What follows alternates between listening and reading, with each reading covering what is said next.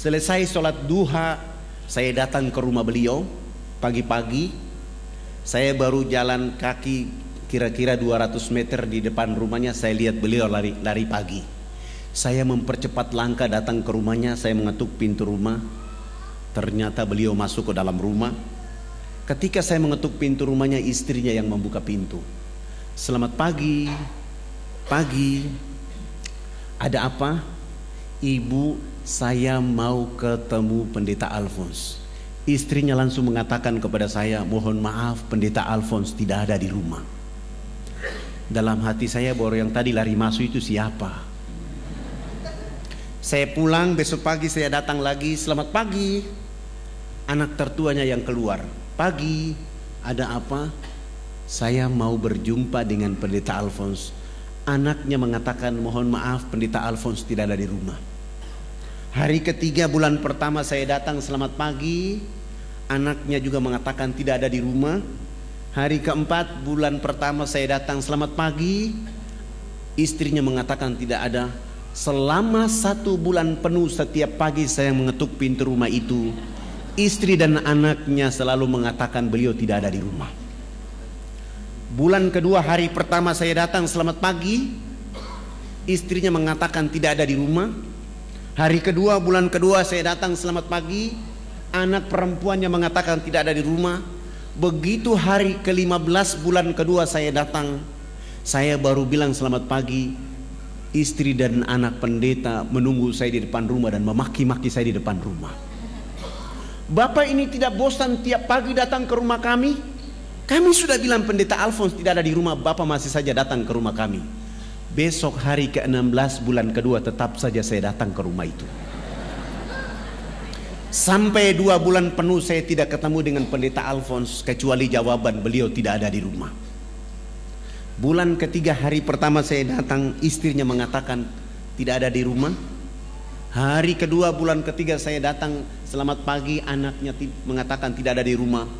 Begitu hari ketiga bulan ketiga saya datang, selamat pagi, anak tertuanya langsung mengatakan, pagi Pak Fadlan, mohon maaf Bapak Pendeta tadi malam jatuh sakit sehingga kami bawa ke rumah sakit. Saya langsung memuji Allah dengan kata-kata Alhamdulillahirabbil alamin. Saya tidak pulang ke rumah, saya langsung dari rumah Pendeta Alphonse menuju ke rumah sakit. Ketika sampai ke rumah sakit, saya tidak langsung masuk ke ruangan itu. Saya tanya di bagian resepsionis, kamar nomor berapa Pendeta Alphonse masuk tadi malam. Alhamdulillah nomor kamarnya 48. Saya tidak langsung masuk ke kamar itu, tetapi saya langsung keluar ke halaman rumah sakit. Saya beli parsel buah-buahan, saya bungkus rapi, dan itu menjadi strategi saya bisa bertemu dengan beliau di kamar tidur. Alhamdulillah, begitu bungkusan parsel sudah siap dan saya masuk ke kamar nomor 48, saya mengetuk pintu kamar itu. Istrinya langsung mengatakan, silakan masuk. Saya tidak langsung masuk. Saya membuka pintu pelan-pelan dan saya mengangkat parsel. Begitu saya mengangkat parsel, istrinya menggunakan dialek Irian dan mengatakan kepada saya bahwa, iyo silakan masuk sudah. Saya masuk tapi saya tutup wajah saya dengan parsel. Berjalan pelan menuju istrinya. Begitu mendekati istrinya langsung saya mengatakan, selamat pagi Bunda, apa kabar? Saya dapat kabar bahwa Bapak jatuh sakit sehingga saya beli parsel buah-buahan. Saya begitu berdialog dengan istrinya, Pendeta Alphonse dari tempat tidur langsung menyapa saya, selamat pagi Pak Fadlan. Saya mengatakan, pagi Bapak Pendeta. Saya tinggalkan istri dengan parsel, saya merapat ke tempat tidur dan salaman dengan beliau. Saya bilang, Alhamdulillah Bapak Pendeta, hari ini benar-benar saya dapat rahmat dari Allah. Karena saya sudah cari Bapak 2 bulan 3 hari. Hari ini saya ketemu di tempat ini. Sebenarnya Bapak ini tidak sakit, tetapi karena sudah 2 bulan 3 hari Bapak ini menjadi pembohong, sehingga Allah kasih sakit supaya saya ketemu di tempat ini. Katanya Bapak bicara cinta kasih, tapi Bapak hari-hari membohongi bahwa Bapak tidak ada di rumah. Nanti kalau sembuh jangan lagi jadi pembohong. Saya pamit dan saya pulang. 5 hari kemudian beliau sembuh, pulang ke rumah. Hari ke-6 saya yang datang ke rumah itu. Selamat pagi. Begitu saya bilang selamat pagi, beliau bersama istri dan 7 anak membuka pintu dan mempersilahkan saya masuk ke dalam rumah mereka. Alhamdulillah, di hari itulah saya mulai menceritakan kepada mereka indahnya Islam bagi penduduk alam jagat raya.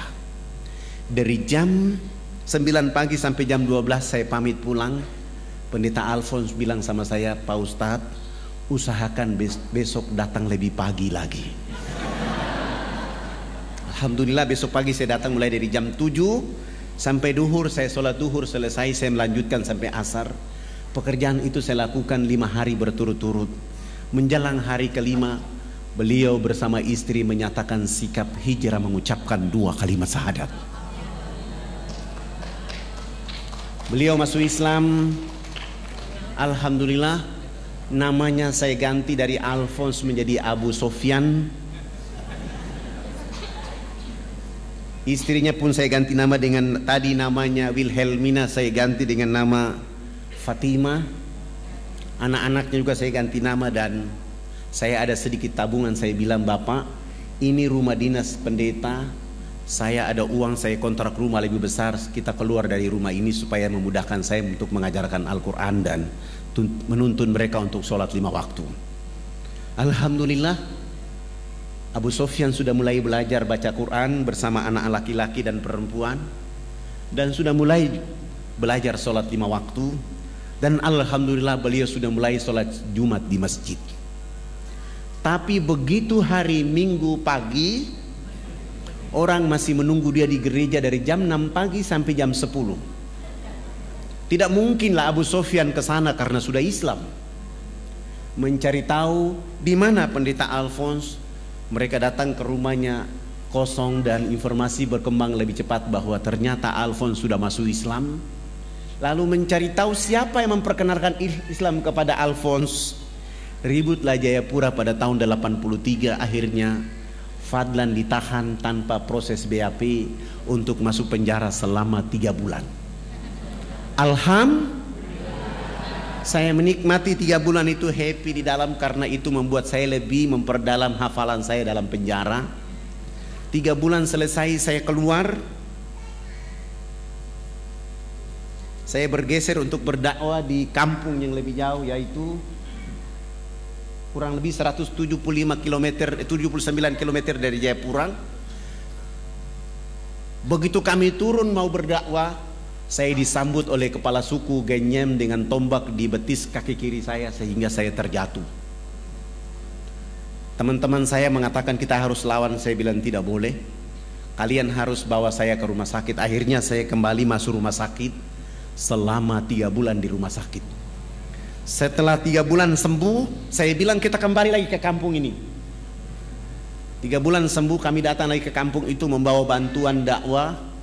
Subhanallah, begitu kami datang, kepala suku yang menombak kaki saya 3 bulan yang lalu justru dia yang jatuh sakit. Saya bilang sama para dai, kasih naik dia di kendaraan kita dan kita bawa dia ke kota, kami rawat dia di kota selama 2 minggu.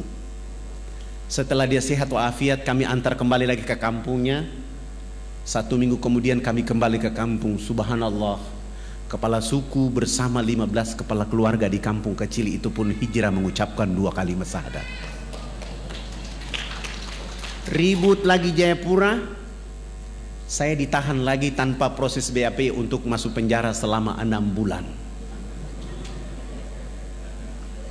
Saya menikmati 6 bulan itu dengan happy, dengan senang hati karena Allah dan Rasulnya.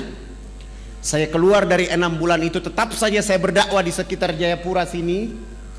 Begitu saya berdakwah, subhanallah, Allah meningkatkan kualitas dakwah. 30 kepala keluarga di sekitar Jayapura pun hijrah mengucapkan 2 kalimat syahadat. Ribut lagi Jayapura, saya ditahan lagi tanpa proses BAP untuk masuk penjara selama 9 bulan. Saya menikmati itu sampai hari terakhir dari bulan ke-9. Orang yang biasa menangkap saya di 3 bulan yang pertama, 6 bulan yang kedua, dia datang, dia buka gembok penjara itu, dia maki-maki saya di depan penjara. Bapak ini kenapa tidak takut dengan penjara? Tiap bulan tidak ada orang lain yang masuk ke ruangan ini kecuali Anda. Saya bilang sama beliau, abang, saya bukan maling, saya juga bukan pembunuh, saya juga bukan pemberontak. Saya hanya ingin mencerdaskan saudara saya di negeri ini agar pasti mereka tunduk memuji Allah dan mengikuti Rasulullah Muhammad SAW. Tidak apa-apa abang menangkap saya, tidak apa-apa. Saya justru bahagia abang menangkap saya. Tapi abang akan ditangkap oleh Allah suatu saat nanti, dan abang akan disiksa oleh Allah habis-habisan. Karena abang salah menampak orang yang sedang berdakwah. Bahasa saya ini membuat dia ketakutan dan dia bilang sama saya, jangan kau kasih takut-takut saya. Oh, ternyata dia juga ketakutan. Dia tidak bawa pulang saya ke posko dakwah saya, tapi dia bawa pulang saya ke rumah. Dia suruh 5 anak dan istrinya berkumpul di ruang tamu dan saya mendakwai mereka. Dan ini dakwah saya paling tercepat. 8 jam kemudian beliau bersama istri dan 5 anak pun hijrah mengucapkan 2 kalimat syahadat. Ketika dia masuk Islam, sudah tidak ada lagi orang yang menangkap saya. Saya mulai berpikir bahwa dakwah itu kalau dilakukan dengan sungguh-sungguh ikhlas, insya Allah hidayah akan lebih cepat daripada angin. Akhirnya saya mengumpulkan para dai supaya kita akan melakukan dakwah itu menjadi pekerjaan bergengsi dari Allah. Dan saya mengatakan kepada seluruh dai yang ada di Irian, pekerjaan yang paling bergengsi adalah dakwah. Siapa orang yang melakukan pekerjaan bergengsi ini, maka aktivitas kehidupannya dijauhkan dari segala fitnah. Bahkan selalu ada fitnah kepada dirinya, dia tetap saja istiqomah dengan pekerjaan bergengsi ini karena dia memuliakan Allah dan memuliakan orang untuk menyebut nama Allah Subhanahu wa ta'ala. Kami mulai berpikir mencari daerah yang lebih jauh, yaitu jalan dari Jayapura ke Wamena. Karena waktu itu kami belum punya fasilitas dakwah. Akhirnya mau dan tidak mau jalan kaki dari Jayapura ke Wamena. Berapa lama? 3 bulan baru sampai. Ini pekerjaan bergengsi. Karena Rasulullah SAW melakukan itu dari Mekah ke Madinah dalam keadaan dikejar, air susah, makanan susah. Tapi kalau di negeri ini air berlimpah, makanan berlimpah, maka nggak ada alasan bahwa jauh. Kami coba untuk jalan kaki. Kami 20 orang jalan kaki di perjalanan 1 bulan. Teman-teman saya 19 orang, mereka kehabisan energi tenaga. Mereka bilang, Ustadz, kalau kita memaksa diri 3 bulan sampai ke Wamena belum berdakwah, kita sudah dibunuh oleh orang. Akhirnya kami pergi 1 bulan, kembali ke Jayapura 1 bulan, tidak ada dakwah. Bagaimana caranya bisa sampai ke Wamena? Saya mulai menggunakan siasa, yaitu saya ke kantor desa supaya nama kami semua diganti. Foto-foto kami, KTP-nya diganti nama, yang nama Abidin dengan nama Markus, yang nama Zainuddin dengan nama Wilhelmus, yang nama Abidin dengan nama Paulus, yang nama Fadlan dengan nama Leo. Agamanya dikasih kosong. Dengan cara ini baru kami bisa beli tiket pesawat misionaris. Begitu membawa nama Markus, akhirnya bisa dibeli. Kami beli tiket semuanya. Sesudah itu besok pagi kami akan terbang ke Jayapura. Malam harinya kami menyediakan modal dakwah berupa sabun mandi 7 karton, sampo 7 karton, odol 7 karton, sikat gigi 7 karton, dan pakaian layak pakai 7 karung. Mencoba untuk berdakwah di Wamena. Alhamdulillah 45 menit kemudian kami tiba di Wamena. Ketika kami sampai ke Wamena, kami disambut oleh saudara-saudara kami, tapi sayang mereka dalam keadaan telanjang. Mohon maaf, ini bukan porno. Mereka dalam keadaan seperti ini.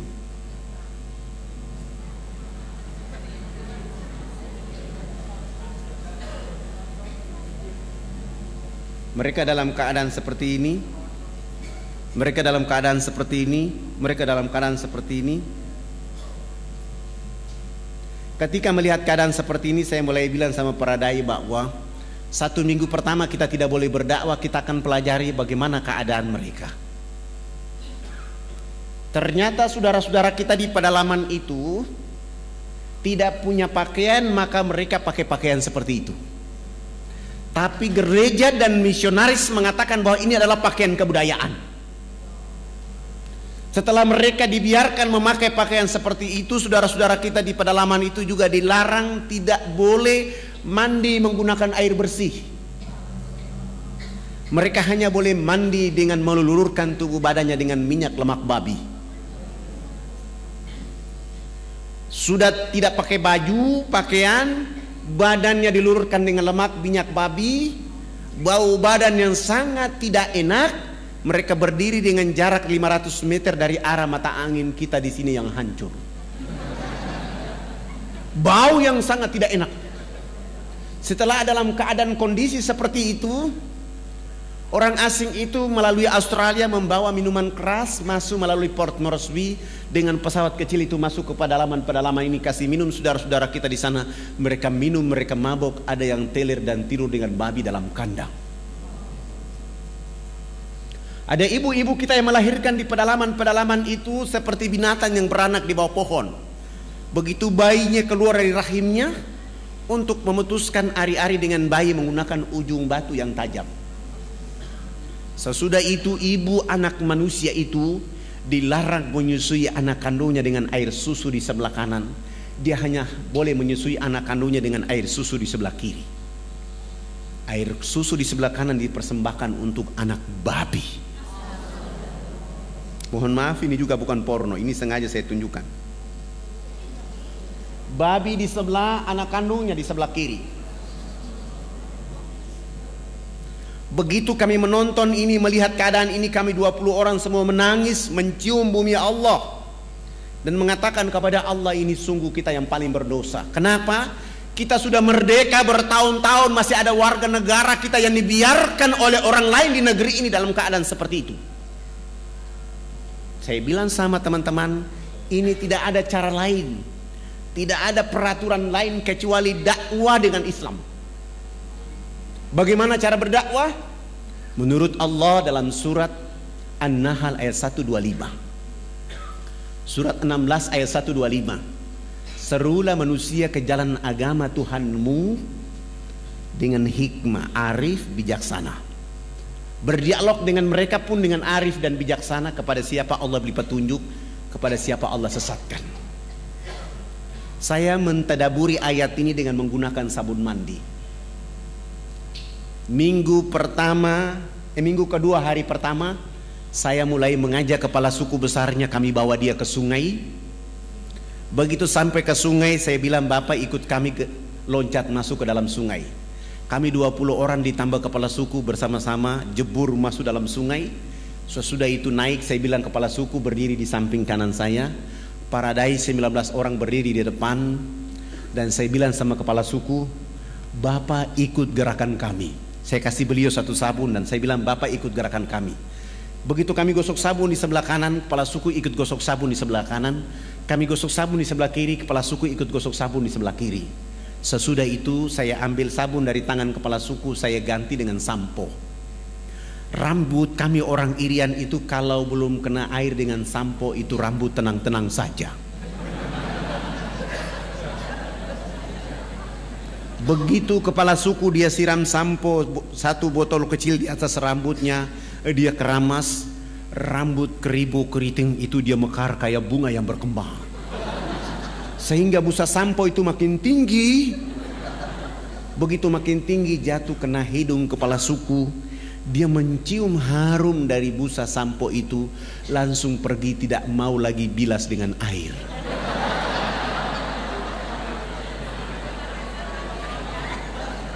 Begitu dia jalan, para dai mengatakan, Bapak kepala suku, harus disiram dengan air. Kepala suku menjawab, tidak anak, ini wangi. Rupanya selama hidupnya baru pertama mencium bau harum. Kepala suku ini 6 hari berturut-turut mandi tidak pernah bilas dengan air. Di hari ke-6 beliau ikut kami datang mandi jebur dalam sungai. Sesudah itu naik, beliau gosok sabun, gosok sampo, dia pakai koteka kayak tadi, berjalan kayak kuntilanak yang berjalan. Kena matahari busa sabun itu kering di badan, busa sampo kering di rambut. Kepala suku langsung ke kebun bekerja seperti biasa seorang petani. Jam 2 siang dia pulang ke rumah. Pada saat pulang ke rumah Allah turunkan rahmat berupa hujan kena di tubuh badan. Busa sampo dan busa sabun yang tadi kering itu muncul kembali. Beliau gosok-gosok sampai hilang itu busa sampo dan sabun. Allah ganti dengan kesegaran jasmani. Kepala suku ini tiba di rumah, tidur dari jam 3 sore sampai jam 9 pagi hari berikutnya. Begitu pagi-pagi kami datang ke rumahnya jam 9 pagi, kepala suku langsung angkat bicara. Anak, mandi yang benar itu yang anak ajarkan. Bapak kemarin dimandikan oleh Tuhan Sang Pencipta sehingga Bapak tadi malam tidur menjadi enak. Selama ini Bapak belum pernah tidur enak seperti tadi malam. Oh, bagaimana kalau pagi ini Bapak ikut mandi? Beliau dengan senang hati ikut kami ke sungai. Hari itu baru mandi dan resmi bilas. Naik tidur dari jam 9 pagi sampai jam 3 sore hari itu. Begitu dia bangun tidur, di sana ada kecerdasan, di sana ada pencerahan. Dia mulai kampanye kepada 28 titik adat beliau. Besok pagi yang berkumpul di lapangan dekat sungai itu sebanyak 3.712 orang. Laki, perempuan, tua, muda, besar, kecil untuk mengikuti materi mandi menggunakan sabun mandi yang kami bawa dari Jayapura. Begitu kami ajar dari jam 8 pagi sampai masuk waktu jam 12 siang belum tuntas karena orang saking banyak. Saya skorsing pelajaran mandi karena kami mau sholat duhur. Kami kalau di pedalaman Irian itu tidak bisa sholat di atas permukaan bumi karena babi sangat banyak. Kebetulan kami 1 minggu sudah buat panggung di tengah-tengah lapangan itu menjadi masjid dan musola kami. 3.712 orang itu saya bilang sama kepala suku, yang sudah mandi jangan pulang, yang belum mandi juga jangan pulang. Nanti kami selesai sholat duhur kami akan melanjutkan pelajaran mandi. Mereka 3.712 orang itu mereka duduk di bawah panggung dan kami 20 orang naik di atas panggung. Salah satu dai dia qomat dan saya takbir. Allahu Akbar. 19 dai ini juga takbir Allahu Akbar. Begitu kami takbir, 3.712 orang itu mereka bangkit dari tempat duduknya. Mereka tawaf dengan arah berjalan, arah jarum jam, tawaf keliling panggung sholat. Apa yang mereka lakukan? Mereka berputar keliling panggung sholat dengan berlawanan arah jarum jam seakan-akan orang lagi tawaf di Ka'bah. Mereka perhatikan gerakan-gerakan sholat duhur yang kami lakukan. Begitu saya salam ke kanan, Assalamualaikum warahmatullahi, Assalamualaikum warahmatullahi. Kepala suku besar itu langsung loncat naik di atas panggung dan mengajukan beberapa pertanyaan. Anak, kenapa anak dengan teman-teman berdiri dan angkat tangan dan mulutnya bicara-bicara? Itu maksudnya apa? Saya bilang subhanallah, baru mandi cerdas begini. Bagaimana saya bisa mampu menjawab pertanyaan itu? Hampir saya tidak sanggup. Tapi tiba-tiba ada ilham dari Allah untuk saya menjawab. Saya bilang sama kepala suku dan masyarakat, Bapak kepala suku dan masyarakat dan mama-mama yang ada di sini, kami di atas panggung ini agama kami Islam. Dalam agama kami diperintahkan Tuhan Allah Sang Pencipta dalam 1 hari 5 kali menghadapnya di saat dan waktu yang ditentukan. Tadi kami berdiri mengangkat tangan itu artinya kami menyerahkan sepenuhnya kehidupan, diri, jiwa raga kami kepada Tuhan Allah. Yang kami bicara-bicara itu adalah Allah Maha Besar, sementara kehidupan kami dan diri serta jiwa raga kami sangat kecil sehingga tangan kiri kami malu menutup dada kami, tangan kanan kami pun malu menutup tangan kiri dan dada yang penuh dengan kehinaan. Kami menyerahkan sepenuhnya jiwa raga kami kepada Tuhan Allah. Kepala suku langsung mengatakan, ini agama yang benar. Menurut Bapak kami sudah Islam. Tapi kenapa sesudah itu anak dengan teman-teman bongkok badan? Apa artinya bongkok badan? Maksudnya kenapa ruku? Saya menjelaskan, kami bongkok badan itu supaya kami bisa melihat di bumi itu ada batu, pasir, tanah, air, hewan, tumbuhan. Semua itu fasilitas dari Tuhan Allah kepada manusia, dipelihara, dilindungi, dinikmati oleh karena nanti untuk manusia berikutnya. Oh, ini agama yang benar menurut Bapak, kami sudah Islam. Tapi kenapa sesudah itu anak dengan teman-teman tunduk mencium papan? Apalagi artinya tunduk mencium papan? Kenapa sujud? Saya menjelaskan, kami tunduk mencium papan itu pertanda kami menangis kepada Tuhan Allah atas kejahatan, maksiat, dosa yang kami lakukan di bumi. Kenapa kami lakukan itu Bapak Kepala Suku dan Mama-mama? Karena sebentar kami mati nanti, kulit, daging, darah, tulang akan dilebur menjadi tanah. Sebelum dilebur menjadi tanah, kami menyatukan telapak tangan, kepala, lutut dan kaki untuk menangis meminta ampun kepada Dia, Allah yang Maha Tinggi. Oh, ini agama yang benar. Menurut Bapak kami sudah Islam. Tapi kenapa sesudah itu anak dengan teman-teman lihat ke sebelah kanan mulutnya bicara-bicara, lihat ke sebelah kiri masih bicara-bicara? Saya jawab lagi, kalau tadi kami mengangkat tangan adalah menyerahkan sepenuhnya jiwa, raga dan kehidupan kami. Sesudah itu kami bongkok badan untuk melihat fasilitas yang diberikan oleh Allah. Setelah itu minta ampun. Selesai minta ampun, kami lihat ke sebelah kanan. Kalau belum ada orang yang tahu mandi, tugas kami mengajarkan mereka bisa tahu mandi. Melihat ke sebelah kanan, kalau belum ada orang yang tahu berpakaian, tugas kami mencari pakaian untuk menutup badannya. Ada yang lapar, tugas kami mencari makan. Ada yang sakit, tugas kami mencari obat. Sesudah itu melihat ke sebelah kiri, kalau belum ada orang di bumi ini yang mengenal Allah dan Rasulnya, tugas kami datang memperkenalkan Allah dan Rasulnya kepada mereka. Begitu mendengar penjelasan saya, Kepala Suku Besar langsung mengatakan kepada kami 20 orang, kalau begitu kami tidak boleh duduk di atas panggung sholat itu. Kami turun duduk di bawah menemani 3.712 orang. Mereka 6 kepala suku naik di atas panggung menggantikan kami. Mereka bukan sholat, tapi mereka rapat adat membahas kehadiran kami di sana.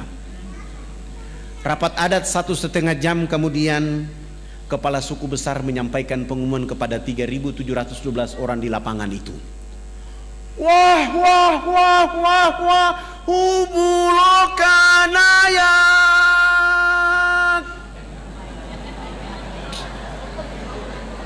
Saya kasih contoh kepala suku, seakan-akan saya kepala suku, Bapak Ibu 3.712 orang. Karena saya ini orang fak-fak, saya tidak tahu bahasa Wamena. Karena bahasa yang ada di Irian itu ada 324 bahasa.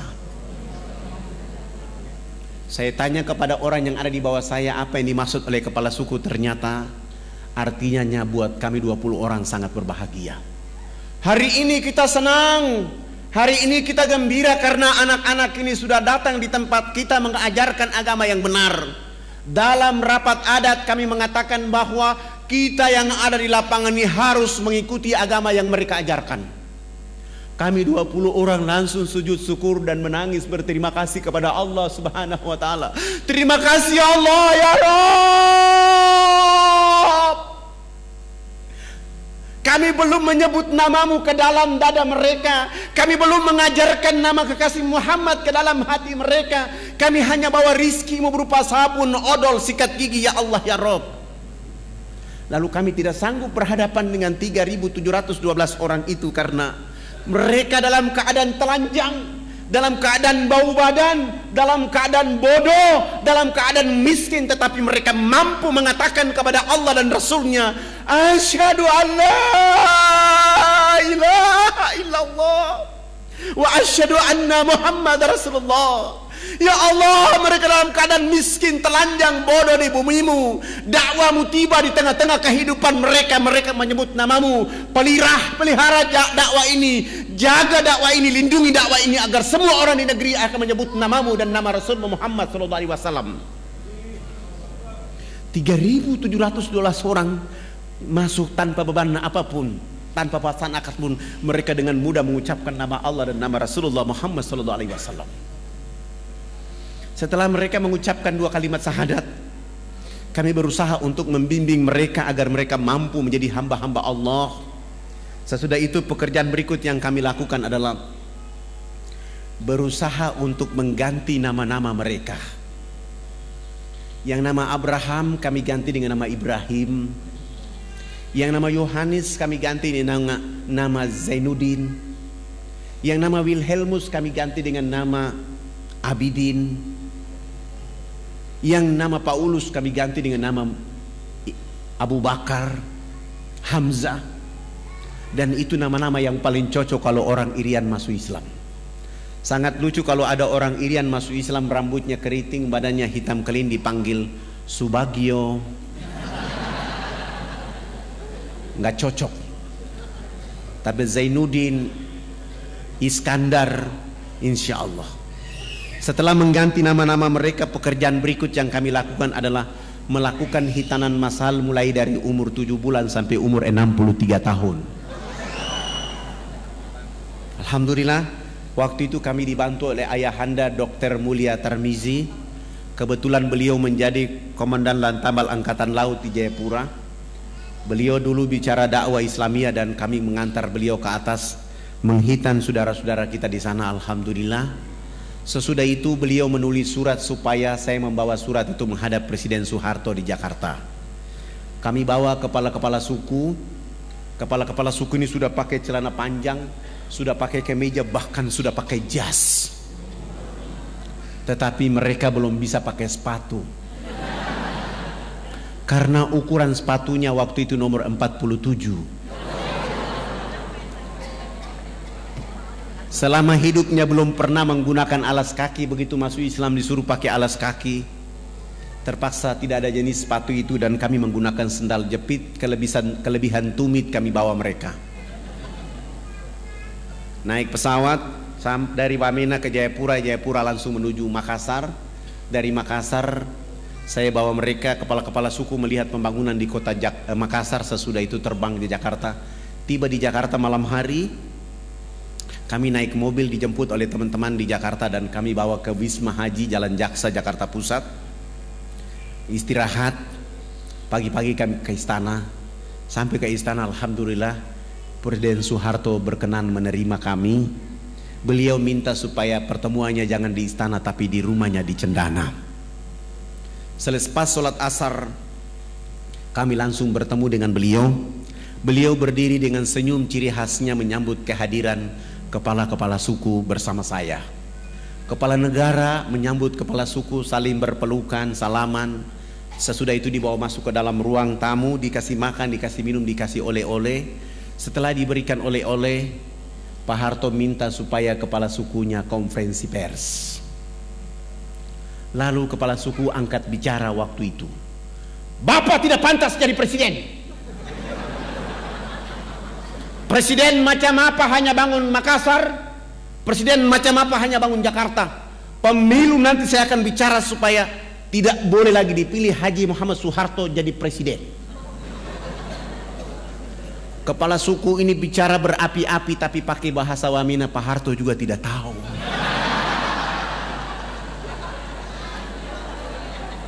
Tapi karena Pak Harto memiliki positive thinking, melihat gerakan kepala suku, beliau pasti punya feeling bahwa ini terjemahannya pasti bagus. Mohon diterjemahkan. Saya tidak menterjemahkan bahasa itu, tapi saya mentadaburi makna di balik permintaan bahasa itu.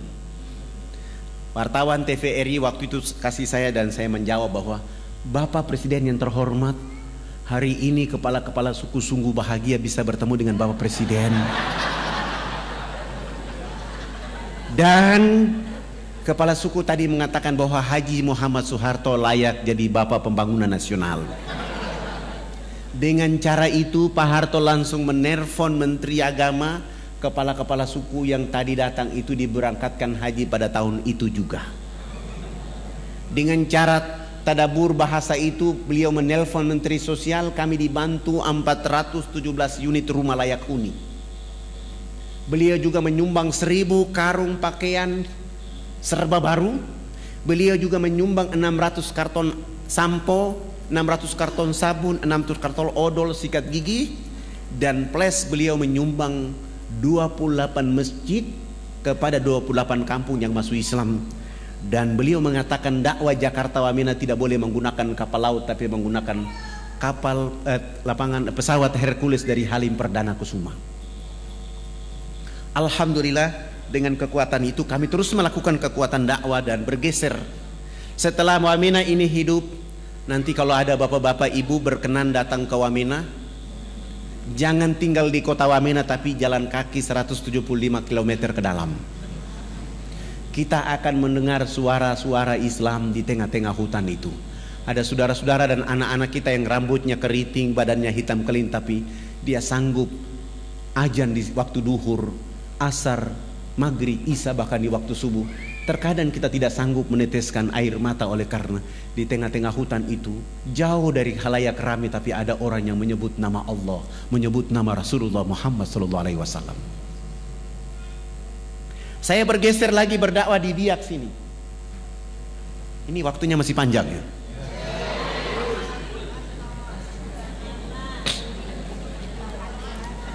Ketika saya berdakwah di Biak, saya sudah berdakwah selama 5 hari. Pendeta Alexander melihat saya dan mengetahui saya ada di Biak, dan beliau datang mengusir saya dari Biak. Beliau bertemu dengan saya dan beliau mengatakan, Pak Fadlan, tidak boleh Anda bicara Islam di negeri ini. Saya bilang sama beliau, abang, saya orang ustadz orang Irian, abang pendeta orang Irian, saya boleh bicara Islam di sini karena agama pertama ada di Irian adalah agama Islam. Agama Kristen baru masuk ke Irian pada tanggal 5 Februari 1855. Sementara Islam 17 Juli 1214 Masehi. Dan agama Islam masuk ke Irian itu tidak, agama Kristen masuk ke Irian bukan masuk dengan sendirinya. Orang Islam yang membawa agama Kristen masuk ke Irian. Sultan Tidore yang membawa agama Kristen masuk ke Irian. Maka saya berhak bicara agama Islam di sini. Beliau mengatakan tidak boleh Anda bicara Islam di sini. Kalau Anda bicara Islam di sini, saya dengan masyarakat Kristen akan mengancam kalian. Saya bilang, Pak Pendeta, alasan apa saya tidak boleh bicara agama Kristen di Irian, agama Islam di Irian? Beliau mengatakan kepada saya bahwa, Pak Fadlan, Anda tidak boleh bicara agama Islam di Irian karena Irian sudah dibeli oleh Yesus Kristus. Oh, Pak Pendeta, kalau Irian sudah dibeli oleh Yesus Kristus, mana kwitansi dari Yesus?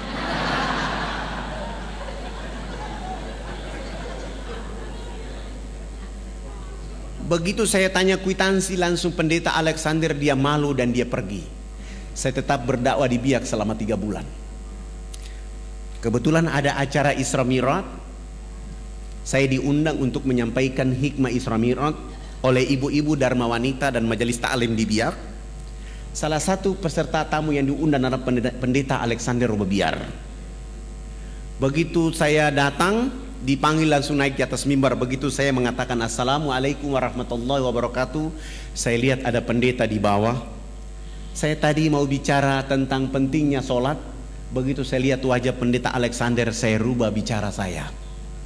Saya bilang begini, tidak ada agama di muka bumi ini yang diberi peluang dan kesempatan oleh Allah kecuali agama Islam. Begitu berartinya peluang dan kesempatan. Allah menghibur kekasihnya Rasulullah Muhammad SAW untuk melakukan perjalanan silaturahmi antar bumi, Mekah, Palestina. Perjalanan silaturahmi ini oleh karena seluruh keturunan dari Nabi Ibrahim turunnya di Palestina. Hanya satu saja Ismail yang turun di Mekah. Maka perjalanan antar bumi itu silaturahmi. Kenapa silaturahmi ini memperkuat Rasulullah? Oleh karena dia dalam keadaan sedih. Dan dalam perjalanan silaturahmi itu ada 2 wajah utama yang ditampilkan oleh Allah, Masjidil Haram, Masjidil Aqsa. Setelah itu naik ke Sidratul Muntaha untuk menerima oleh-oleh yang namanya peluang dan kesempatan. Salat 5 waktu. Siapa orang yang tidak salat duhur 1 kali saja, 1 waktu saja dia tidak salat 5 waktu, telah kehilangan peluang dan kesempatan dari Allah Subhanahu wa ta'ala. Rumah boleh hangus, terbakar, harta boleh dicuri, tetapi kalau salat 5 waktu 1 waktu saja dia tinggalkan, dia telah kehilangan segala-galanya dari Allah Subhanahu wa ta'ala. Dan itu hanya didapatkan dalam agama Islam. Agama lain tidak ada itu. Agama lain selalu mengatakan tugas Tuhan itu menciptakan dunia dan isinya. Sesudah itu Tuhan istirahat di surga. Urusan dunia Tuhan tidak boleh ikut campur. Nanti mau masuk surga cukup menyebut nama Yesus langsung masuk surga. Enak aja. Sengaja saya bicara begitu supaya pendeta Alexander dia tersinggung. Sesudah itu saya tutup pidato saya turun dan pendeta Alexander mendekati saya dan salaman dengan saya dan mengatakan, Pak Ustadz saya juga hadir. Mana kwitansi dari Yesus? Begitu saya tanya kwitansi tentang dia bilang kemarin itu, dia marah dan dia bilang, Pak Ustadz saya tersinggung. Kenapa tersinggung Pak? Saya ceramah di acara orang Islam, saya tidak ceramah di acara orang Kristen, dan saya tidak ceramah di khalayak ramai. Saya tidak tahu kalau abang ada di sini. Bagaimana kalau kita dialog antar umat beragama? Saya bilang, mohon maaf, saya orang yang paling tidak suka berdialog antar umat beragama. Saya bawa orang Islam, abang bawa orang Kristen, kita dialog akhirnya berkelahi bunuh-bunuhan. Saya tidak mau. Boleh dialog dengan saya hanya 4 persyaratan yang dipenuhi. Dialog di tempat yang ada AC, tempat tidurnya 2, dialog hanya 4 mata 4 telinga antara Anda dengan saya. Dan dialog itu tidak boleh membahas Al-Quran dan Islam. Kita bicara Bible dan Kristen saja. 3, dalam dialog itu kalau Bible mengatakan agama Kristen agama yang benar, abang pendeta bawa saya ke gereja baptis saya dan umumkan bahwa Ustadz Fadlan masuk Kristen. Bagaimana kalau Bible mengatakan Islam agama yang benar? Ya saya juga masuk Islam, tapi jangan dibiak bawa saya ke Jawa. Kami sepakat, lalu beliau kebetulan acara hari itu hari Sabtu sore. Beliau langsung malam itu sewa hotel dan kami 2 bertemu malam itu. Selesai sholat Isya beliau datang jemput saya. Beliau bawa mobil Kijang yang bertuliskan Laskar Kristus. Saya naik di atas mobil itu, saya baca Bismillahi majreha wa mursaha inna rabbi ghafurur rahim. Runtuhlah Laskar Kristus pada malam hari ini. Kami 2 naik mobil itu, perjalanan menuju penginapan yang beliau sewa. Saya bilang sama beliau, Bapak, saya bilang abang pendeta, saya lihat abang malam ini kayak muridnya Yesus dan saya lihat bahagia sekali. Beliau marah-marah, tidak usah kita bicara di sini, kita bicara di tempat yang saya sudah bayar. Oh, emosinya mulai naik dan sengaja saya mempermainkan emosinya dia. Kami sampai di hotel, kami sudah turun, duduk berhadap-hadapan dan saya bilang sama beliau, abang tuan rumah, saya ini tamu. Alangkah indahnya abang yang berdoa duluan. Lalu beliau berdoa, ya Bapak kami dalam surga, dituduskan dengan namamu di bumi seperti di surga. Terima kasih Tuhan Engkau telah memberikan kepada kami makanan yang secukupnya. Terima kasih pula Tuhan, Engkau pada malam hari ini telah mempertemukan saya dengan seorang domba tersesat. Aku ingin menjadikan dia atas nama Engkau Yesus Juru Selamat abadi selama-lamanya. Oh, dalam doanya dia bilang saya domba tersesat. Saya tidak baca doa, saya baca doa ilmu rukyat, saya rukyat dia malam itu. Al-Ikhlas, Al-Falaq, An-Nas, ayat Al-Fatihah, ayat kursi, Al-Baqarah ayat 1 sampai dengan 5 dilanjutkan ayat kursi. Sesudah itu raditu billahi rabba wa bil islami dina wa bi Muhammadin nabiyya wa rasula rabbi ji'ni ilma wa razukni fahma inna dina indallahil islam al-yawma akmaltu lakum dinakum wa atmamtu alaikum ni'mati wa raditu lakum al-islam dina. Al-Fatihah. Sesudah itu saya bilang sama beliau, tadi abang yang berdoa duluan, saya juga posisi saya menjadi tamu. Alangkah tidak etis kalau saya yang bertanya duluan. Maka hari ini saya yang bertanya duluan. Tolong ceritakan kepada saya pada tanggal berapa Babel turun dan tempat di mana turunnya Babel dan apa kata-kata Yesus ketika menerima Babel.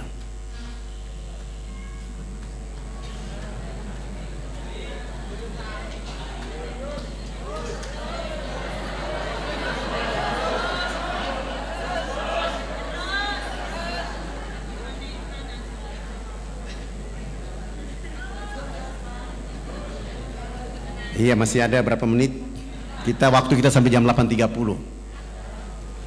Alhamdulillah, saya rukyat selesai, mulai berdoa, dan beliau mulai membuka Babel, Paulus, Matius, Yesaya, Markus. Dia tidak menemukan ayat itu, dan saya bilang sama beliau, coba bantu saya lihat Yesaya 12 ayat 29. Di situ ada informasi, beliau baca, saya bilang itu kan kitab suci abang, silakan baca, saya ingin mendengar. Akan datang seorang nabi, diajarkan kitab kepadanya dengan kata-kata baca. Nabi itu mengatakan, aku tidak dapat membacanya. Ayat ini sekarang tinggal nomor ayat, isi ayat tidak ada. Cetakan terakhir saya periksa, tidak ada isi ayatnya. Supaya abang lebih kuat, tolong lihat Matius 7 ayat 21-23. Yesus akan mengusir orang-orang yang menyebutnya Tuhan. Terbitan baru merubah. Yesus menolak disebut guru yang baik. Begitu beliau baca, saya bilang sama beliau, bagaimana? Beliau bilang sama saya, Pak Ustadz, ayat ini salah cetak ini. Bagaimana mungkin salah cetak? Yang mencetaknya adalah doktor. Kalau mereka salah cetak, berarti Allah menutup hati mereka, menutup mata mereka. Karena Injil 62 sampai hari ini nama ini masih ada. Akhirnya kami tidur. Beliau bilang, udah Pak Ustadz, kita mengantuk dan sebaiknya kita tidur. Sudah jam 2 malam. Akhirnya kami tidur. Saya masuk kamar mandi wudu. Sesudah itu saya baca doa dan tidur. Ternyata beliau belum tidur. Beliau masih menggunakan satu ilmu untuk menghantam saya, namanya hipnotis. Saya tetap memperhatikan itu, dan ayat kursi tetap saja saya baca di saat saya tidur. Alhamdulillah, saya yang bangun sholat subuh, dia yang ketiduran. Setelah saya sholat subuh selesai, lihat sudah jam 8 pagi, saya kasih bangun beliau. Saya bilang, abang katanya mau ke gereja, silakan bangun dan ke gereja. Beliau bangun dan ke gereja, tidak pakai jas lagi, pakaian biasa saja, sampai ke gereja, naik di atas mimbar dan mengatakan di dalam gereja bahwa hari ini saudara-saudara hamba Tuhan, terakhir saya berdiri di mimbar ini, hari ini saya keluar dari agama ini. Dia dikejar sampai 3 jari kaki sebelah kirinya dipotong. Yang membuat dia yakin, hakul yakin, karena mestinya ketika terpotong harus darah tercecer keluar dari tubuh badannya. Ternyata satu tetes pun tidak keluar. Dia lari sampai ke kamar hotel itu, baru darah keluar. Akhirnya beliau bilang, selamatkan keluarga saya, selamatkan saya karena saya mau masuk Islam. Subhanallah. Saya telepon teman-teman dokter muslim menyelamatkan dia, dan kami lari dari Biak ke Jayapura, Jayapura terbang ke Makassar, langsung ke Jakarta, dan beliau masuk Islam di Islamic Village di Tangerang di depan ayahanda Yunan Nasution. Sesudah itu disuruh ke Mesir belajar Islam selama 6 tahun di Mesir. Kembali ke Indonesia menjemput istrinya menunaikan rukun Islam yang kelima. Sesudah haji kami antar kembali ke Biak. Di Biak beliau mewakafkan tanahnya 2.500 meter untuk kami bangun sebuah masjid. Subhanallah, masjid itu dibangun selesai. Kami sholat subuh berjamaah. Kami bangkit dari sujud akhir. Beliau tidak bangkit dari sujud. Beliau langsung meninggal dunia dalam keadaan sujud itu. Spektakuler. Hari ini anak-anak beliau bersama kami sedang belajar di Sudan khusus untuk hadis Rasulullah, memahami hadis Rasulullah. Yang satu lagi masih ada di Medina, dengan harapan nanti pulang kami akan memperkaya dakwah dengan Islam. Bapak Ibu yang dirahmati oleh Allah Subhanahu wa taala, saya belum masuk ke cerita inti, kita masih di pembukaan. Tapi karena waktu sudah diminta oleh panitia dengan berdoa, saya minta mungkin kita akan nonton. Saya ada bawa CD, ada 100 CD, silakan dibagikan gratis. Saya serahkan kepada panitia, nanti panitia yang mengaturnya. Kalau yang tidak kebagian mohon di copy, disebarluaskan. Saya ingin cerita bahwa hari ini kita sudah bangun 1049 masjid di seluruh Irian. Hari ini sudah ada 229 kepala suku masuk Islam, dan 16 pendeta, 3 pastor pun hijrah menjadi muslim. Dan kami terus bergerak sehingga 171.000 orang mualaf di Irian, dengan harapan kita akan membuat negeri ini menjadi negeri muslim terbesar. Dan hari ini yang mayoritas di Irian adalah muslim. Penduduknya 3.700.000, umat Islam sudah 2.500.000. Dari 2.500.000 itu penduduk Ansor dan Muhajirin bersama-sama. Dan saya mohon doa dari Bapak Ibu, jangan lupa mendoakan kami, karena selepas dari sini kami akan membangun satu masjid di Jayapura dan di Manokwari. Ada 2 masjid yang akan kami bangun. Masjid itu dengan nama yang sama, Masjid Yesus bin Maryam. Saya akan bangun masjid ini sebagai upaya untuk membuat saudara-saudara kita bertanya, kenapa memberi nama Masjid Yesus bin Maryam? Saya akan menjelaskan kepada mereka tentang Babel Markus. Aku melakukan kehendak Bapakku di surga, Tuhanku dan Tuhanmu Esa. Dan saya sampingnya saya tulis Qul huwallahu ahad, Allahus samad, lam yalid wa lam yulad wa lam yakul lahu kufuwan ahad. Dan saya akan menjelaskan kepada mereka tentang ayat ini supaya mereka akan faham, sehingga tidak boleh mereka melakukan sesuatu. Alhamdulillah, walaupun saya sudah ditombak berkali-kali, sudah dipanah berkali-kali, dan sudah terancam mau dibunuh, tapi bagi saya itu adalah kapsul-kapsul untuk terus berdakwah. Bagi saya itu adalah vitamin-vitamin untuk membawa nama Allah dan Rasul kepada orang-orang yang tidak mengerti, sehingga orang akan bangkit mengenal Allah, sehingga mereka akan tunduk memuji Allah Subhanahu wa taala. Saya punya cita-cita, kalau hari ini kita orang Indonesia sudah punya serambi Mekah, maka alangkah tidak layak serambi Madinah ada di Madura. Tidak layak. Serambi Madinah itu paling cocok ada di Nuar. Kenapa? Karena orang yang pertama sholat subuh di tanah air Indonesia bukan orang Kediri, bukan orang Makassar, bukan orang Jakarta, bukan orang Madura, bukan orang Aceh, tapi orang Irian lah yang pertama sholat subuh di tanah air Indonesia. Orang Irian yang pertama sholat Jumat di tanah air Indonesia. Orang Irian yang pertama buka puasa di tanah air Indonesia. Orang Irian yang pertama sholat Idul Fitri, sholat Idul Adha di tanah air Indonesia. 2 jam kemudian baru orang di Kediri.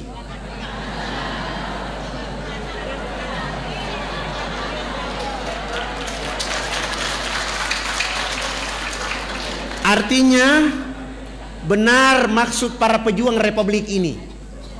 Indonesia dimulai dengan huruf alif, ditutup dengan huruf ain, iman dan ilmu. Maksudnya adalah orang Irian itu dengan iman, dengan ilmu, rambutnya keriting, badannya hitam kelim, tetapi dia yang mengatakan awal menjemput fajar.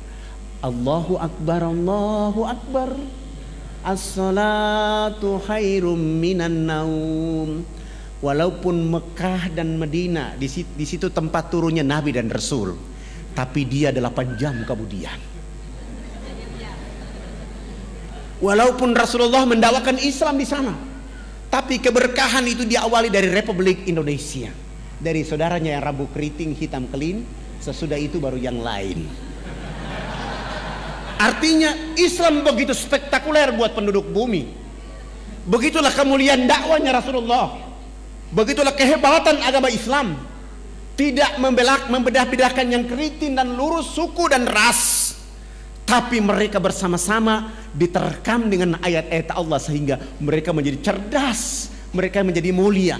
Keriting bukan jadi persoalan, hitam keling bukan jadi persoalan, tetapi cahaya-cahaya Quran dan Islam membuat mereka menjadi satu.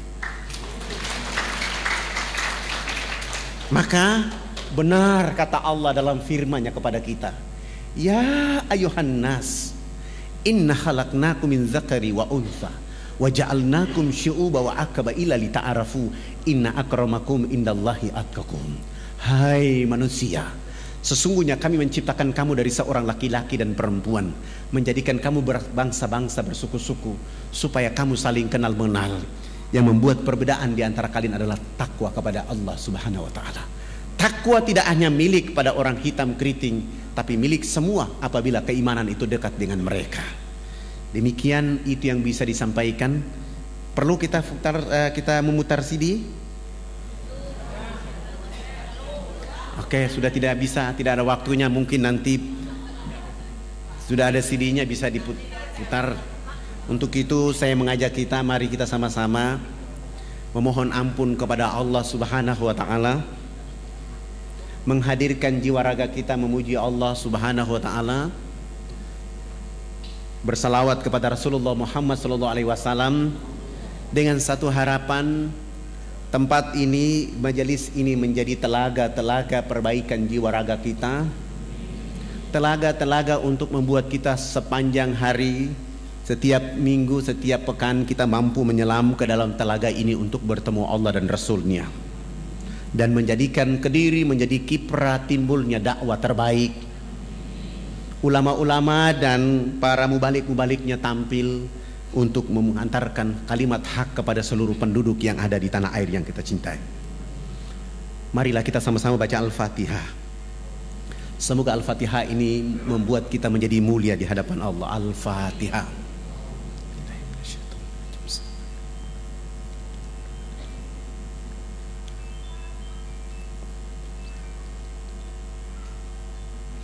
Inna Allah wa malaikatahu yusalluna ala nabi. Ya ayyuhalladzina amanu sallu alaihi wa sallimu tasliman. Allahumma salli ala Sayyidina Muhammadin fil awwalin wal akhirin. Allahumma salli ala Sayyidina Muhammadin fin nabiyyin wal mursalin. Allahumma salli ala Sayyidina Muhammadin fi kulli waqti wa khin. Wa sallam radhiyallahu tabarak wa ta'ala an sadatina ashab Rasulillahi ajmain. Amin. A'udzu billahi minasyaitonir rajim. Bismillahirrahmanirrahim. Hamdan syakirin, hamdan hamidin, hamdan naimin, hamdan yuafi ni'amahu wa yukaffi majidah. Ya Rabbana lakal hamdu kama yanbaghi li jalali wajhikal karim wa azimi sultanik. Allahumma salli ala sayyidina Muhammadin wa ala alihi sayyidina Muhammad. Allahumma rabbi ghafir lana zunubana wali walidina warhamhuma kama rabbayana sigara wali jamil muslimina wal muslimat wal mu'minina wal mu'minat al ahya'i minhum wal amwat. Allahumma rabbana zalamna anfusana wa in lam taghfir lana wa tarhamna lanakunanna minal khasirin. Rabbana zalamna anfusana wa in lam taghfir lana wa tarhamna lanakunanna minal khasirin. Rabbana zalamna anfusana wa in lam taghfir lana wa tarhamna lanakunanna minal khasirin. Rabbana la tu'akhizna in nasina wa ata'na. Rabbana wa la tahmil alaina isran kama hamaltahu ala alladzina min qablina. Rabbana wa la tuhamilna ma la taqata lana bi. Wa'fu 'anna waghfir lana warhamna. Wa'fu 'anna waghfir lana warhamna. Wa'fu 'anna waghfir lana warhamna anta maulana fansurna 'alal qaumil kafirin. Allahumma aslih umat Sayyidina Muhammad fi Kediri. Allahumma jabur umat Sayyidina Muhammad fi Kediri. Allahumma astur umat Sayyidina Muhammad fi Kediri. Allahumma Sayyidina Muhammad fi Indonesia. Allahumma ma'afi umat Sayyidina Muhammad fid dini wad dunya wa zabil akhirat. Allahumma ansur umat Sayyidina Muhammad fi Palestin. Allahumma ansur umat Sayyidina Muhammad fi Iraq. Allahumma ansur umat Sayyidina Muhammad fi Indonesia. Allahumma ansur umat Sayyidina Muhammad fi Myanmar. Allahumma ansur umat Sayyidina Muhammad fid dini wad dunya wa zabil akhirat. Allahumma aftah lana abwabal khair, abwabal barakah, abwabal nikmah, abwabal sehat, abwabal kuat, abwaab salamah birahmatika ya arhamar rahimin. Hasbunallah wa ni'mal wakil, ni'mal maula wa ni'man nasir. Rabbana taqabbal minna innaka antas samiun alim wa tub alaina innaka antat tawwabur rahim. Rabbana atina fid dunya hasanah wa fil akhirati hasanah wa qina azabannar wa adkhilnal jannata mal abrar ya aziz ya ghaffar ya rabbal alamin. Subhana rabbika lidzati amma yasifun wassalamun alal mursalin walhamdulillahi rabbil alamin. Mohon maaf lahir batin. Wabillahi taufiq wal hidayah. Wassalamualaikum warahmatullahi wabarakatuh.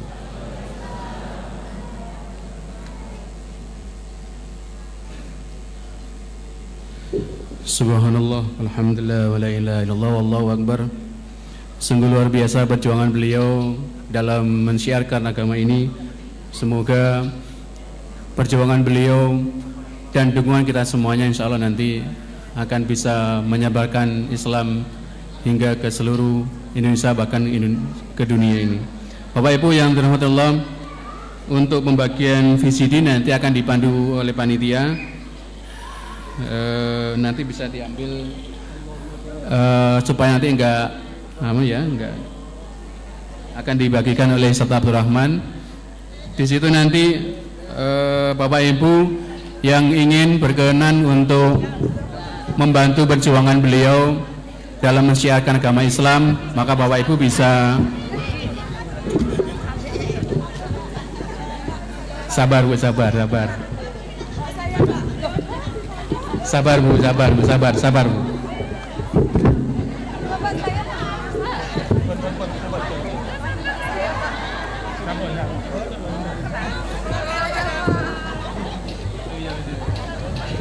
Untuk yang belum kebagian, insya Allah IKD akan menggandakan. Insya Allah untuk akad depan bisa diambil di panitia.